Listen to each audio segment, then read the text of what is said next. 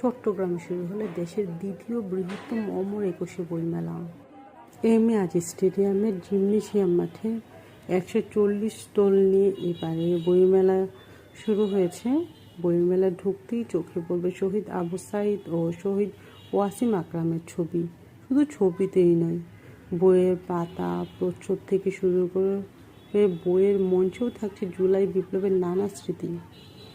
বরাবরের মতো সৃজন ও মননশীল বই, শিশুতোষ বই, গবেষণাধর্মী বই তো থাকবেই। শনিবার বিকেলে ফেব্রুয়ারির 1 তারিখে এই মেলাটি উদ্বোধন করেন।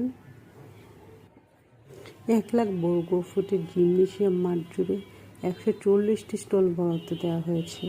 এর মধ্যে চট্টগ্রামের স্টল 74টি ও ঢাকার স্টল 44টি। তবে সরকারি বাংলা বইমেলা হচ্ছে কবি, সাহিত্যিক, লেখক, প্রকাশক ও বইপ্রেমীদের সম্মিলন একটা।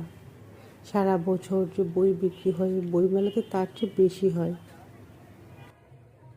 এবার বইমেলাতে দেখলাম অনেক ছোট গল্প, বাচ্চাদের ছড়া, ড্রয়িংয়ের বুকস, উপন্যাস, গল্প, নতুন নতুন লেখকের অনেক বই দেখা যাচ্ছে। কিন্তু আমরা ছোটোবেলাতে যত ক্রেতা দেখতাম, এখন আসলে অত মানুষ দেখা যায়, বাট বই কিনতে আসে না। সবাই আসে ছবি তুলতে, ভিডিও করতে। দিন দিন আসলে বইয়ের যে পাঠক কমে যাচ্ছে, ক্রেতাও কমে যাচ্ছে। আর এটার কারণ হতে পারে আকাশ সংস্কৃতির আকর্ষণ।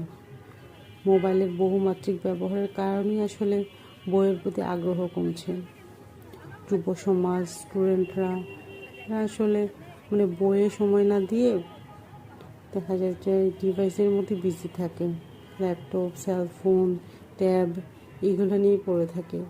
আর আগে আমরা দেখা যেত পেপার কেটে বিভিন্ন রূপচর্চার কীভাবে করবো, হেয়ার ট্রিটমেন্ট, স্কিনের রূপচর্চা, তারপর রান্নার রেসিপি কেটে কেটে রাখতাম, বই কিনতাম। এখন তো আসলে গুগলে সার্চ করলে সব কিছু খুব ইজিলি পেয়ে যাওয়া যায়। এই জন্যে মানুষ একটু বই কমই কিনে। তবে এই বইমেলাতে তাও বাচ্চারা কিছুটা পরিচিত হতে পারে বিভিন্ন বইয়ের সাথে, বইয়ের লেখকের সাথে। বই কিনুক বা না কিনুক, আমাদের উচিত আমাদের বাচ্চাদেরকে বইমেলায় নিয়ে যাওয়া। তবে এইবার প্রথম বইমেলা 28 দিনের পরিবর্তে 26 দিন করা হয়েছে রমজান মাসের জন্যে। রমজান উপলক্ষে এইবারে 2 দিন কমিয়ে দেওয়া হয়েছে, কারণ স্টল গুছিয়ে সবারই বাসায় যেতে হবে।